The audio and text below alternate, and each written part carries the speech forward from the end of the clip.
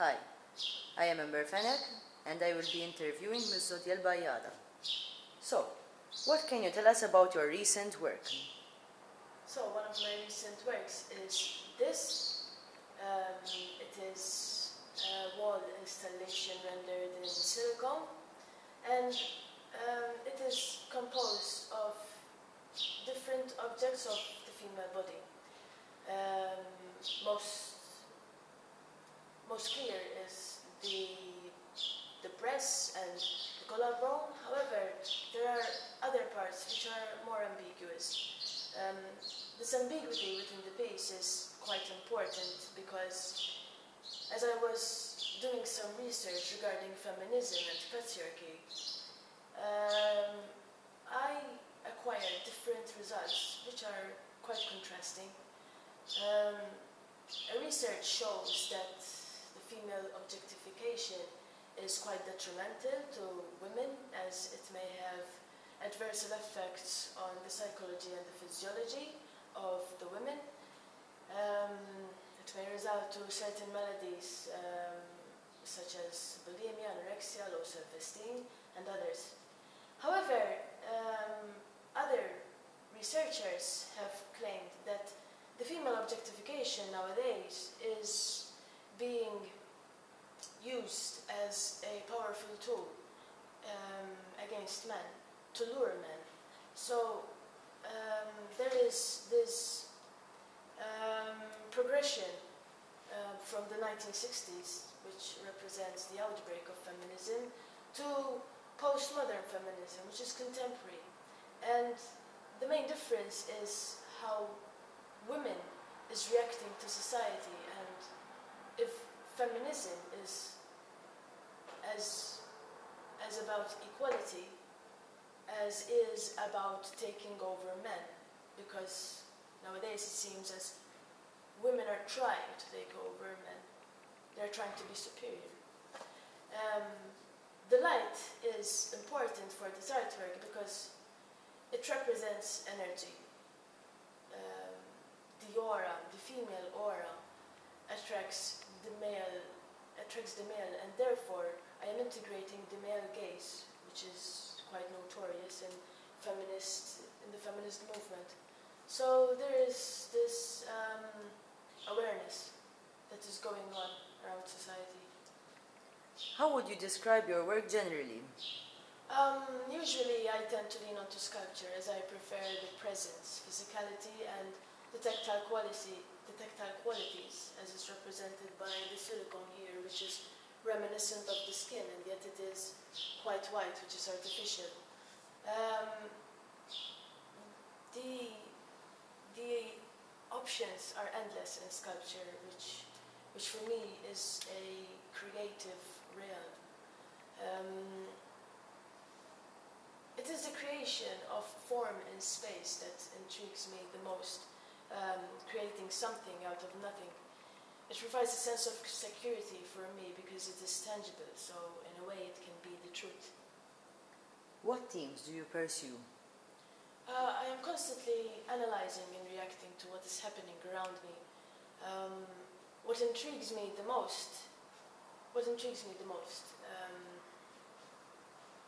at this point it was the battle between the sexes. However, there are other themes such as manipulation, corruption, biopower, so it mostly revolves around the human body and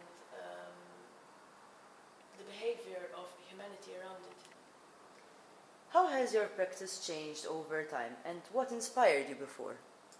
Well, initially I was trying to identify myself into society. What is my position in it? Especially as an artist, what can I do? But I discovered that there are more important, significant global issues that need to be addressed, and I feel that as an artist I have the responsibility to act and try to help in society with my expression, my artwork. What artistic movement has been of particular influence to you? It's very difficult to generalize because each particular movement has influenced me greatly in different aspects, because every movement needs to be appreciated in its historical context. However, I believe that the most intriguing was surrealism and symbolism. Mention any significant artist who served influential. Well, again, this is very difficult to outline, but various artists, maybe Hans Benner, Evelyn Benchichova, André Cortez, mainly all those which revolve the manipulation in some way or another of the human body.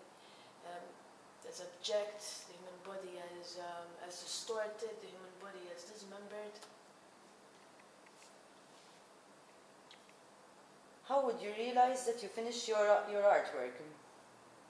Well, it is an instinct, I guess. The artwork tends to communicate with you as you progress on it. It is really acquiring that balance between control and emotion, which is quite hard to achieve. However, it's a drive, it's an instinct that is instilled within me, I believe. And another question, Zodiel. Describe the usual artistic process that precedes each artwork.